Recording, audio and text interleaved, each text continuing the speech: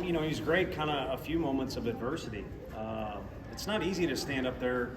It obviously affects what the ball's doing for a hitter when he hits it, but when it's that windy, it's not that easy to deal with. And then they took some good swings. They also battled a couple times. We did make some good plays defensively, but there was also a play or two that we didn't make behind him.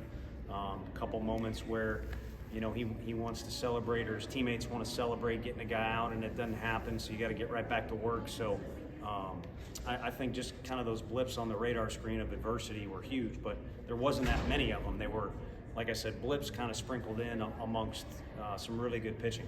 I know you like that arm angle out of the bullpen to start the year, but now at this point, a couple starts, does it maybe creep into your mind being difficult to pull him out of the rotation? Yeah, I think, the game will kind of dictate or give you the information of who you are as an individual and as a team. And I think he already knew, and we did too, that he's fully capable of being a starter. It's going to be a matter of what's best for the team. And sometimes stuff happens where if a guy's sore, you use a guy in a certain situation, Thursday games, they start mixing those in. That's when I think we first started Crochet one year, however it worked out. So there'll be different things that can happen, but if we're going to have the type of season that we want to have, he's going to need to continue to start for us, but also be willing to come in and probably get some guys out in a different situation as well. Tony, I remember like the Doe last year and being this year. Do you kind of prioritize that Saturday spot maybe more than some other coaches?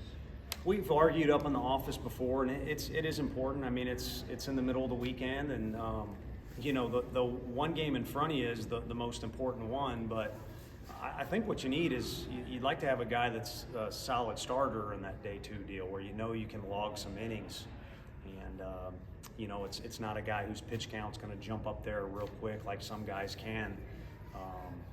I've coached various guys. No one pops into mind immediately, but some guys' pitch count can jump real quick on you. And fortunately with Causey and Beam now, because Causey's more of a ground ball guy, and Beam has certainly done his thing for us, you'd like to think you know what you're looking at with innings you have to cover with the bullpen. Ideally, what would a Friday starter look like?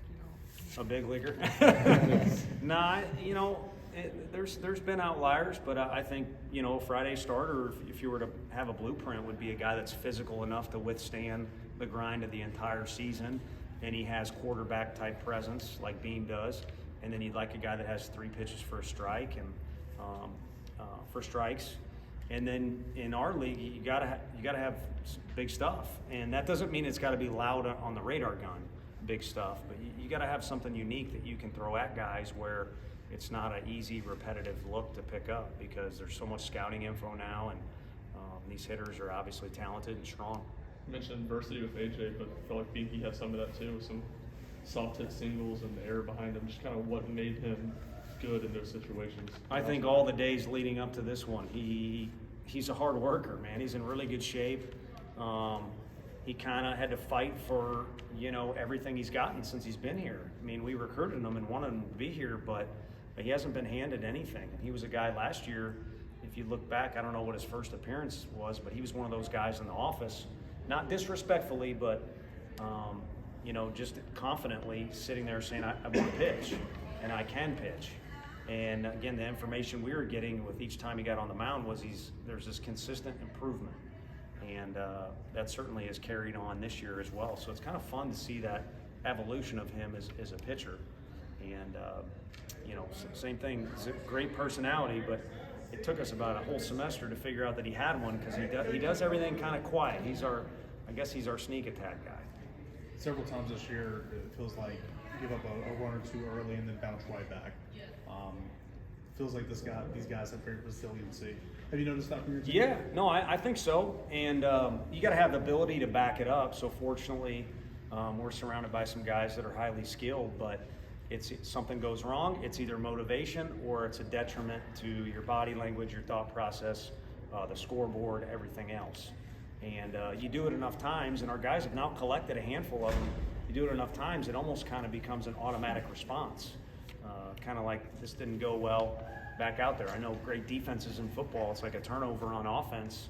It's almost like it's a good thing. We get to be back out there and show what we can do and get another stop under not just regular circumstances, but adverse ones. So hopefully those reps will keep piling up, but I really do think it kind of plays into the mindset thing. And we're blessed with some leaders that I think know what works and what doesn't, and they've veered in that direction of what works as of late. How is Cal a different hitter this year? What did you all stress to him as a coaching staff over the offseason? You know, I think there was just numerous talks. There wasn't any one talk, just numerous talks about getting better and, you know, certain situations, how to attack, and then in here, a bunch of different swings, and he had a much better fall. I think part of it is just knowing what it all looks like, because he played at a great junior college and played at a high level and had success, but this is a little bit different. And so just knowing the landscape, I think, is the big thing, and then raising the standards a little bit in certain situations. So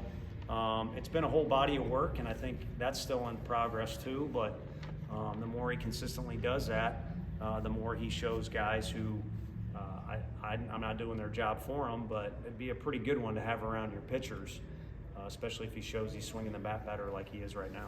What's the biggest difference you've seen in Dylan from compared to last season? Just more comfortable. He came in, you know, after the summer period. These freshmen now in football, I know they'll come over a semester early. Our guys come in the summer.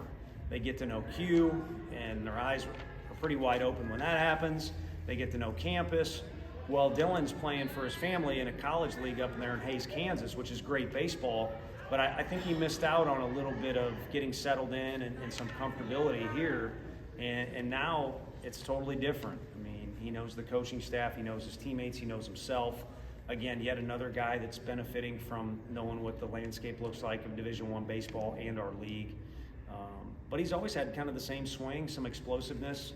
I would say maybe the more direct answer, immediate answer, just one thing is physicality.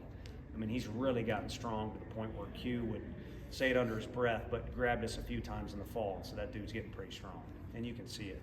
Feels like you've settled into the top of the lineup a little bit. What would the questions you still have, or you guys are still trying to figure out about the lineup and the everyday starters? Yeah, I mean, I think there's always going to be availability to sneak in there. I mean, as much as you maybe feel like the door's closed as a pitcher or a hitter, and this could be in any program. It's open if you keep working. You kind of trust the process is a cliche for a reason, but then you start complaining or you get down or you change things, you try and do something drastic, you try and be Superman when you're out there. It's not, but if you just keep drilling like Banky has, it'll go in your favor. And for some guys it happens like real quick, and other guys it's a little bit more of a process. But there's availability there, and there's some guys too that need to realize the coach is right or wrong. I don't know how you rank. I don't know what our group ACT would be if you took all of our coaches. I know what my minor contribution would be, but we got a little thing we're looking for, and we're going off that more than the results. So if you're constantly off the end of the bat, it kind of drives us crazy. And Blake Burke probably got cheated on some at-bats freshman year, but he was just running at the ball too quick, and we don't like seeing that. And he finally calmed down a little bit and started launching some balls as a freshman, you know, talented lineup, but you know, we're just kind of going off what makes us feel good. You guys are the same way because, you know, you cover us, but I know you guys got orange on. Your local media, you should have local colors on. But I assume you're wanting the Vols to do well, and there's certain things that make you feel comfortable, you know, in certain situations. If the guy's guarding a guy defensively, you feel comfortable. And so that's what we're looking for out of guys, and I think there's always going to be some variance in there, but we have kind of started to figure out who's in that top 4 or 5. Thank you, Tony.